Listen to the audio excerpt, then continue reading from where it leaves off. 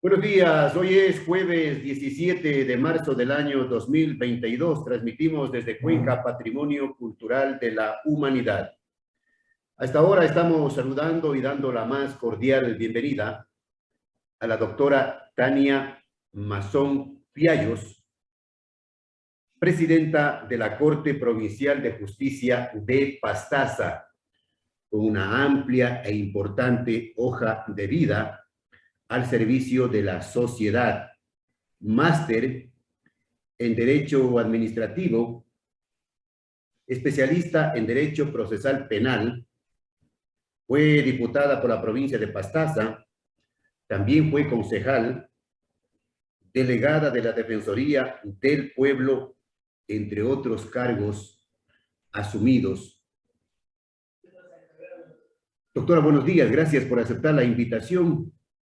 Usted ya está en Cuenca para sumarse a los festejos en homenaje al bicentenario de la Corte Provincial de Justicia del Azuay. Hoy hay un evento sumamente importante en donde, entiendo, participarán algunas mujeres juezas, presidentas, sobre el rol de la mujer en el sistema de justicia. Comencemos por allí, doctora, sobre su participación y sus puntos de vista. Buenos días. Buenos días, un gusto el poder comunicarnos por este prestigioso medio de comunicación. Estar en la ciudad de Cuenca para mí es una alegría, al ser la Atenas del Ecuador y al tener tanta historia que contar en el país.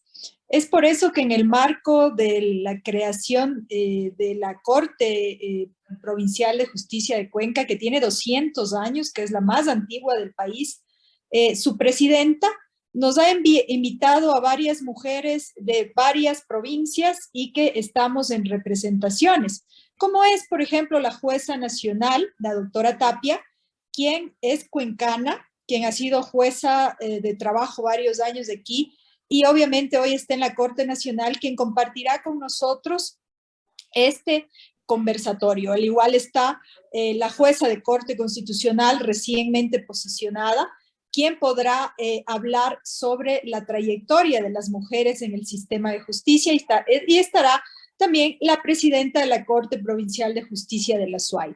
Me han invitado, para mí como amazónica es un verdadero honor estar aquí en Cuenca, el poder conversar respecto a todo el trajinar de las mujeres en el sistema de justicia, que no ha sido tan fácil, que se ha venido constituyendo poco a poco en el caminar, desde la primera vez que tuvimos una mujer jueza, que fue el 17 de agosto de 1948, que fue jueza en Salcedo, Cotopaxi. Pero le cuento que la doctora Fanny León Cordero, que es la primera jueza del Ecuador, es de la Azuay, es de la provincia de la Azuay.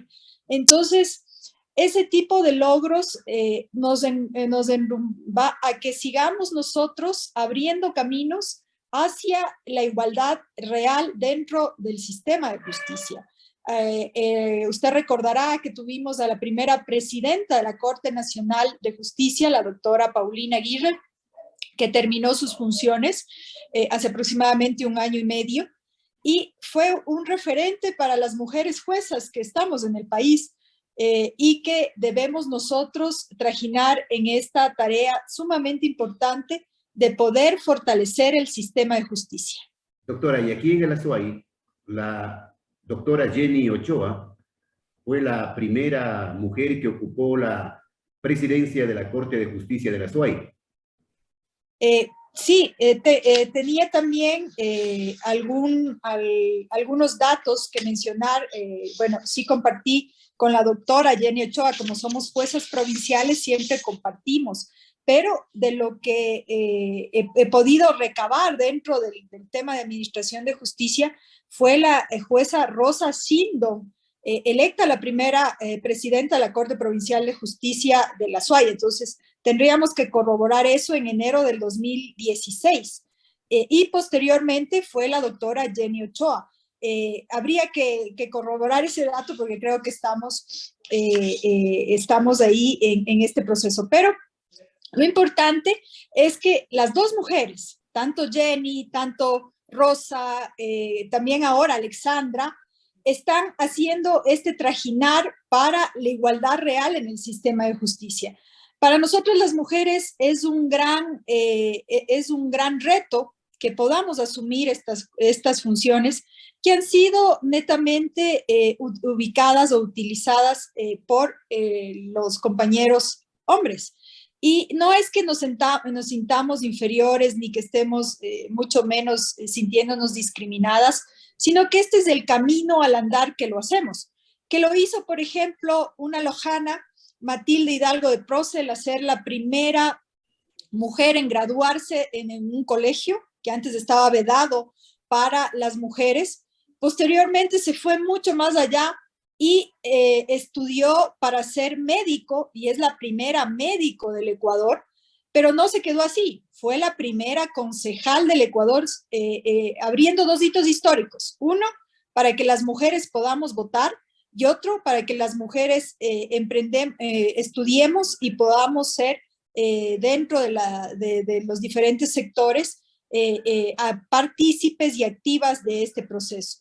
Pero en el sistema de derecho también tenemos historia de mujeres, como por ejemplo la doctora Isabel Robalino, que fue la primera doctora en jurisprudencia por la Universidad Central e incluso incursionó en la política y se desempeñó como diputada en la Asamblea Nacional Constituyente entre 1966 y 1967, considerando que fue la primera concejala de Quito.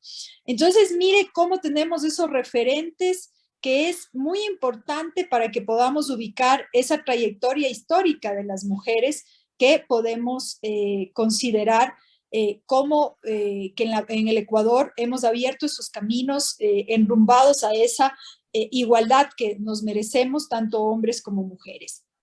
Imagínense que también tuvimos una presidenta en la Corte Interamericana de Derechos Humanos, como fue la jueza Cecilia Medina Quiroga. En el 2002 fue elegida primero como jueza y presidenta bianual de la Corte Interamericana del 2008 al 2009. Entonces, tomemos en cuenta todas estas posiciones que son muy importantes para poder desarrollar un país equitativo, un país inclusivo, un país que pueda tener esa tutela judicial efectiva con enfoque de género, porque nosotras vemos distinto. Yo le digo, en la administración de justicia, nosotras vemos distinto algunos detalles que a veces se les pasa a nuestros compañeros varones. Entonces, pero ejemplo, doctora. Por ejemplo, en cualquier caso, nosotros vamos mucho más allá que el simplemente, bueno, nos traen los hechos fácticos, probatorios, jurídicos, pero nosotros damos en cuenta esos detallitos pequeños que a veces se nos pasa. A veces se nos pasa, entonces como mujeres decimos, pero esto es lo que está pasando, por ejemplo, en familia, consultar a los niños es básico dentro de los procesos que se dan de temas de derecho de los niños. Entonces ahí observamos cosas del accionar del niño, vemos cómo ha sido su proceder y eso, ese sentimiento nos ayuda también para poder ser más justos y equitativos dentro de la administración de justicia sin que caigamos en sesgos. Eso sí, porque a veces se puede decir que se caen sesgos, pero eso no es permitido dentro de la administración de justicia. Doctora, la administración de justicia, el Poder Judicial no tiene una buena calificación de la opinión pública. Lamentablemente dicen eso las encuestas, ¿no? ¿Qué se debería cambiar? ¿Qué se debería hacer para mejorar esa calificación, esa aceptación? Bueno, lo primero que debemos hacer es fortalecer la justicia abierta. ¿Por qué? Porque lastimosamente hemos venido de un proceso de que los jueces y juezas hablamos por medio de nuestras sentencias. Pero obviamente las sentencias que usted coge y ve, a veces no entiende, porque obviamente no es un profesional del derecho o está con muchos tecnicismos que eso hace que la ciudadanía no entiende qué pasó ahí, ¿no es cierto? Entonces recordemos que nosotros somos terceros imparciales que vamos y observamos los casos y damos una resolución. Siempre habrá una parte ganadora y una parte perdedora. La parte ganadora nos dirá, sí, me hicieron justicia, la parte perdedora dirá, no nos hicieron justicia, o a veces la parte ganadora, como no se le da todas sus pretensiones, puede decir un montón de cosas. Aparte que sí ha habido casos aislados de corrupción judicial, que eso no podemos tampoco tapar con un dedo, pero sí es importante que podamos estructurar esos procesos de justicia abierta. ¿Y cómo es los procesos de justicia abierta que lo están haciendo a nivel iberoamericano? Que la cumbre judicial iberoamericana ha trabajado ese proceso de justicia abierta y en ese sentido lo que hacemos es abrirnos a la ciudadanía.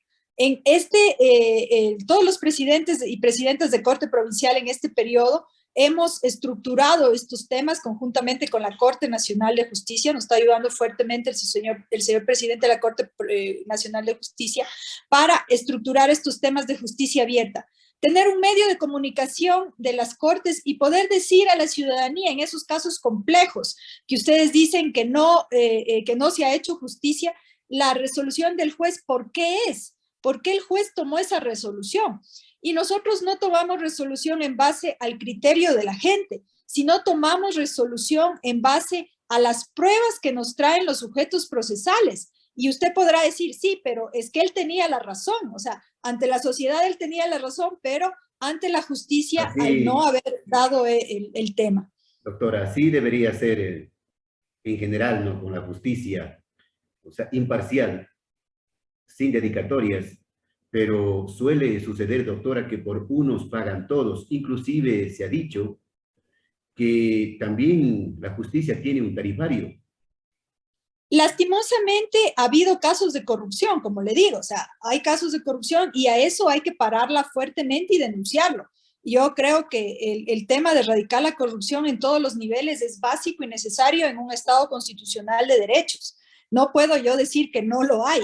Existe. Doctora, ¿considera usted que, por ejemplo, en los últimos tiempos, el caso Chucky Seven ha sido uno de los casos más grandes de corrupción en la justicia, o no? Bueno, yo no me gustaría hablar de casos porque no conozco. Los casos que yo conozco como jueza puedo darle esos detalles necesarios. Pero, por ejemplo, el caso que usted me habla, yo lo conocí por los medios de comunicación. Entonces, ahí como que me estaría contradiciendo en el tema de que yo lo digo de acuerdo a los medios de comunicación, pero lo correcto es revisar cada caso. Y cada caso tiene su particularidad, sus peculiaridades. Entonces, consideremos estos temas muy, muy trascendentales para que brille la verdad y justicia, que En para el eso caso, está. doctora, de Diario El Universo, estamos hablando de Diario El Universo, se pronunció inclusive, sentenció la Corte Interamericana de los Derechos Humanos. Efectivamente, pero vuelvo y repito, estos temas, estos casos, yo no puedo dar mi opinión porque no los he conocido. La Corte Interamericana lo que trabajó es el tema de libertad de expresión y son derechos constitucionales y derechos que están en la Carta Interamericana de Derechos Humanos que se deben respetar. Entonces, por ejemplo, si a mí me llega un caso de temas de libertad de expresión, obviamente yo voy a tener que aplicar no solamente la jurisprudencia nacional, sino la jurisprudencia interamericana, como es el caso que usted me menciona. Pero yo no puedo, como jueza que soy, criticar casos que no los he conocido. Si yo los conozco, obviamente sé los detalles. Si no, caería en estos temas que estamos diciendo y que obviamente hay que tener cuidado de la mediatización de la justicia. Porque si usted mediatiza un caso, obviamente va a ser muy difícil que la ciudadanía pueda decir esto es verdad o esto es mentira. Por eso es que nosotros hemos creado estos canales y estamos aplicando el tema de justicia abierta para que la ciudadanía tenga de primera plana 4 liñitas. Estamos estructurando en una red social que es Twitter, en los caracteres que nos da pero poder decir, el juez tomó la decisión por esto, porque a veces hay falencias de los sujetos procesales únicas. Yo le digo, en mi caso, como jueza de corte provincial, yo veo siempre falencias de los sujetos procesales que obviamente, si no nos traen las pruebas correspondientes y no rompen ese principio de inocencia que tienen los ciudadanos, obviamente tendremos que ratificar el estado de inocencia en los temas penales. Entonces, hay que considerar todos estos casos y revisar y decir a la ciudadanía qué es lo que pasó y por qué tomamos la decisión, porque, bueno, los jueces tenemos esta concepción, nuestras sentencias hablan por sí solas, pero Usted dice, no lo difundimos. Doctora, por ejemplo, en el tema de la delincuencia común, de esa feroz delincuencia que está azotando a nuestro país diariamente, el sicariato, los crímenes, los asaltos, las violaciones, hay la crítica, pues no, la preocupación de la sociedad de que la policía les toma presos y al día siguiente los jueces les dejan libres. Bueno, en este sentido yo le digo una cuestión muy trascendental. La prisión preventiva es de última ratio. O sea, eso es de última ratio y no solamente en la Constitución de la República. El Estado ecuatoriano ha sido sancionado por la Corte Interamericana de Derechos Humanos por mal utilizar la prisión preventiva. En este sentido, es responsabilidad de nosotros como jueces verificar que el titular de la acción penal, en este caso la Fiscalía, nos traiga las suficientes, primero, los elementos de convicción necesarios para decir que esa persona va a encaminarse en un proceso penal y que va a tener una sanción. Segundo, decir que las medidas no privativas de libertad no son suficientes para que esa persona se presente al proceso. Y en base de eso, nosotros tomamos la resolución. Porque también, ¿qué tal si un inocente va a la cárcel y usted ve los problemas que hemos tenido en la cárcel? Justo hoy, la Comisión Interamericana de Derechos Humanos está presentando a la Corte Interamericana de Derechos Humanos las masacres de las cárceles en Ecuador. ¿Y quiénes son los responsables? El Estado ecuatoriano. ¿Y quién es más responsable? Un juez que no revisó muy bien el tema y un fiscal que no fundamentó su pedido de prisión preventiva. Entonces, no es un tema de que los jueces estamos sin sintonizar el clamor popular, sino que también debemos ver todos estos elementos que hacen necesarios que se pueda estructurar. Y esos elementos están en las leyes y en la Constitución. Para eso nosotros administramos justicia.